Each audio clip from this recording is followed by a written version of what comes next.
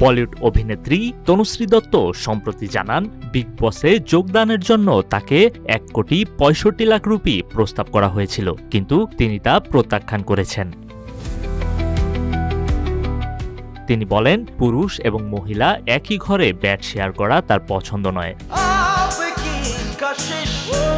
তিনি মন্তব্য করেন, কিভাবে তারা ভাবতে পারে আমি কোনো শো এর জন্য এমন কিছু করব, আমি এত সস্তা নই। তনুশ্রী আরও জানান, বহুবার তার কাছে বিগ বসের প্রস্তাব এসেছে, কিন্তু সবসময় তিনি তা প্রত্যাখ্যান করেছেন।